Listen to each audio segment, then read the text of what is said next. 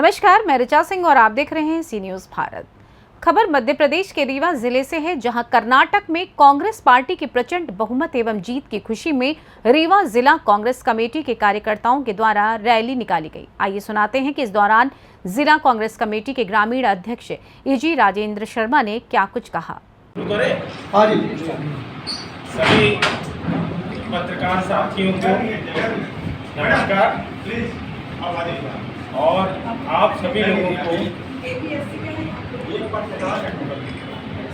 लोगों को साथ में पूरे देश की जनता को कर्नाटक में कांग्रेस की जीत की हार्दिक शुभकामनाएं, हार्दिक बधाई। मैं आप लोगों से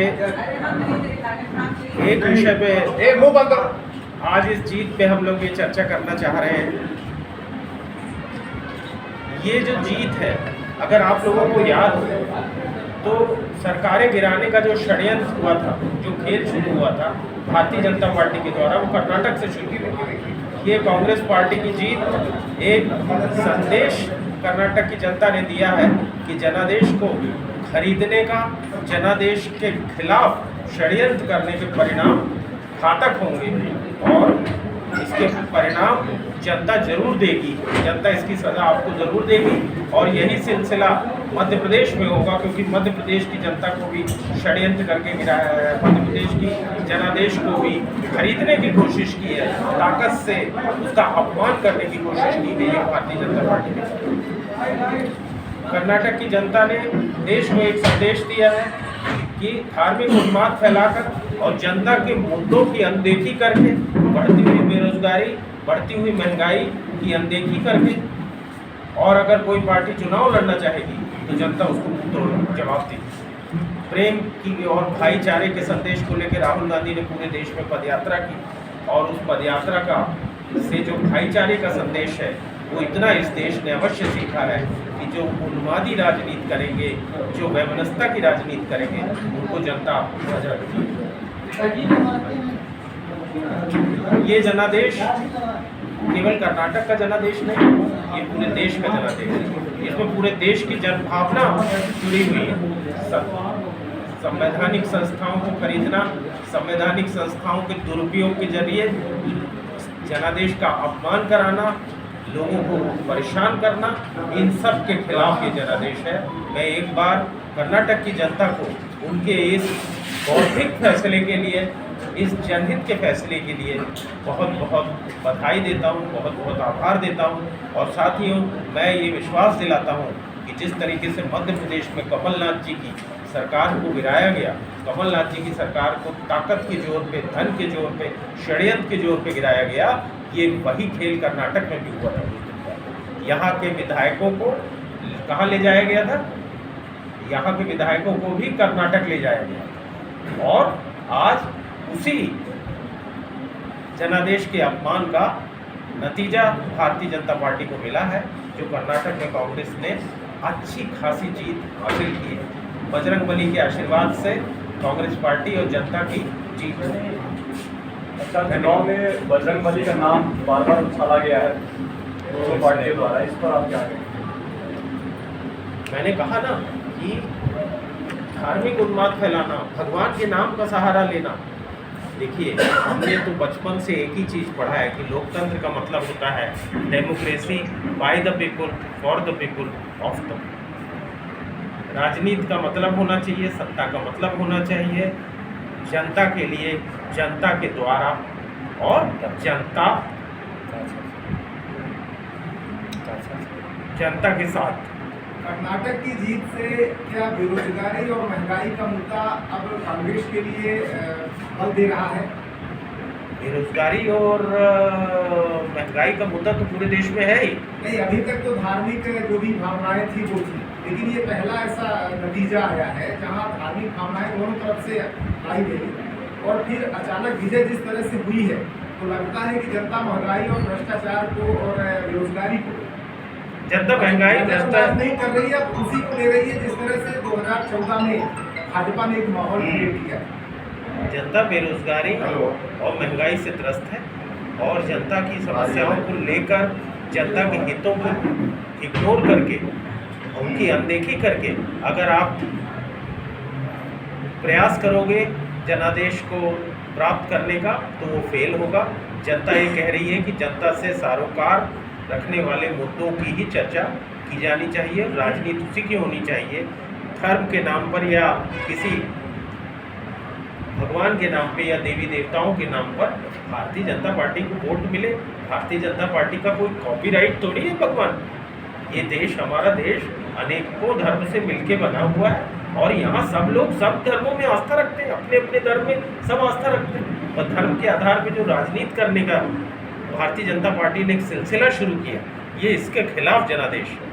और आप तो ये देखिए कि जो हमारे देश के प्रधानमंत्री हैं मोदी जी, उनके नाम पे चुनाव लड़ा जा रहा था और जब भारतीय जनता पार्टी को 2 दिन से सुगबुगाहट पता चली कि अब जनादेश हमारे खिलाफ आने वाला है, वोट में हमको जीत नहीं मिलेगी, तो उन्होंने मोदी जी का चेहरा हटा के और जेपी नड्डा का चेहरा लगा दिया।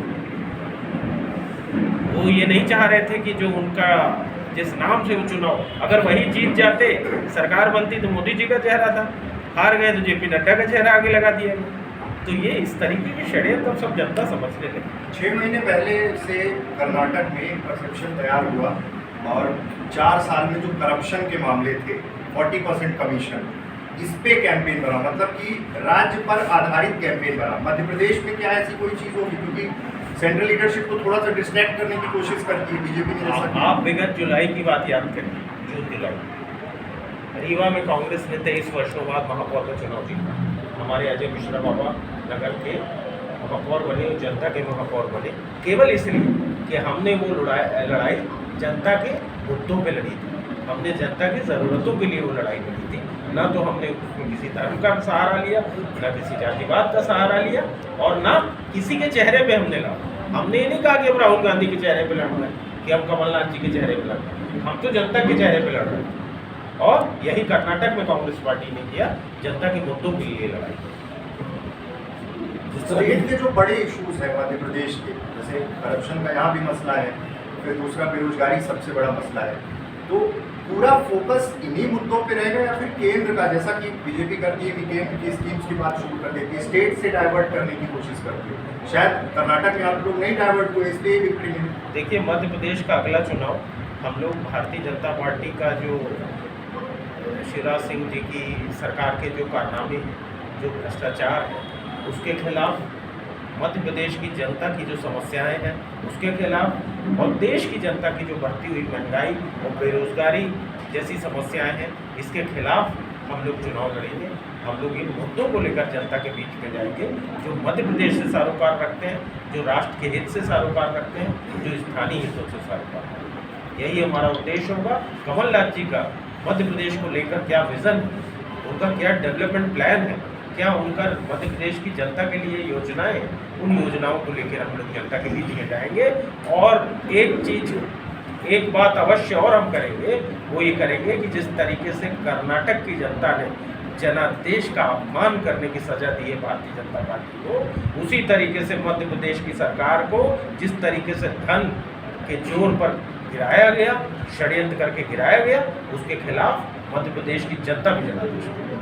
आप कर्नाटक की जीत पर आने का प्रयास हुआ, लेकिन मध्य प्रदेश में ऐसे कौन से मुद्दे होंगे जिनमें आप सरकार को घेर पाती? वहाँ पे सीएम जैसे एक प्रमुख मुद्दा था जो लोगों तक गया, यहाँ ऐसा क्या? शिवराज सिंह चौहान की सरकार का भ्रष्टाचार,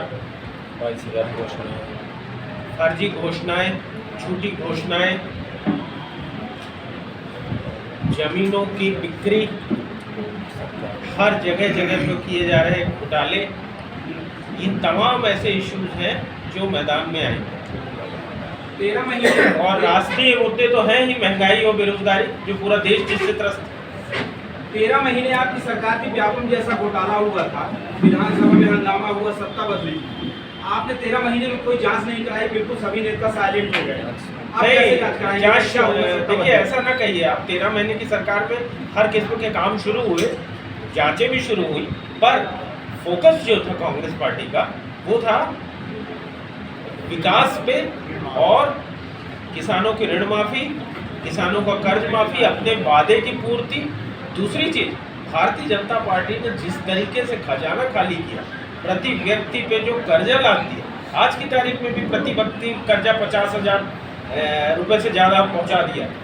ऐसी स्थिति में कमलनाथ जी की प्राथमिकता थी कि आर्थिक स्थिति सुदृढ़ करना, अपने वादे पूरा करना और इसके साथ साथ विकास के पथ पे मध्य प्रदेश को आगे ले जाना, और एक मुद्दा ये भी था कि इनके घोटालों की जांच करना। तो कमलनाथ जी का फोकस सकारात्मक ज़्यादा था। बीजेपी ने लाडली बहना योजना लाया तो अपने नारी सम्मान ला दिया, तो उन्होंने कहा कि कॉपीराइट करके ये लोग रणनीति बना रहे हैं, इनके पास ये एक्चुअली भारतीय जनता पार्टी यही काम हमेशा से करते आई है कि झूठ बोलती रही है। ये पहले ये जो नारी सम्मान योजना है ये कांग्रेस की योजना, ये कांग्रेस में हिमाचल में चालू थी, वहाँ 1000 रुपये दे रहे थे, इन्होंने वहाँ से कांग्रेस की योजना कॉपी, कांग्रेस ने इनकी कोई योजना कॉपी, इनकी योजना अच्छी होती ही नहीं तो उसकी क्या कॉपी। अब एक बार फिर मैं ये प्रेस वार्ता समाप्त करने के वक्त कांग्रेस के राष्ट्रीय अध्यक्ष मल्लिकार्जुन खड़गे को बहुत बहुत आभार देता हूँ, हमारी राष्ट्रीय नेत्री श्रीमती सोनिया गांधी को आभार देता हूँ, हमारे नेता राहुल गांधी जी को आभार देता हूँ, और कर्नाटक के पूरे कांग्रेस के नेता और कांग्रेस के कार्यकर्ता, और इनको बहुत बहुत आभार देता हूँ इस जनता की जीत हासिल करने के लिए। मध्य प्रदेश से सी न्यूज़ संवाददाता अर्जुन तिवारी की रिपोर्ट। फिलहाल इस खास खबर में बस इतना ही। देश दुनिया की तमाम खबरों को जानने के लिए देखते रहें सी न्यूज़ भारत।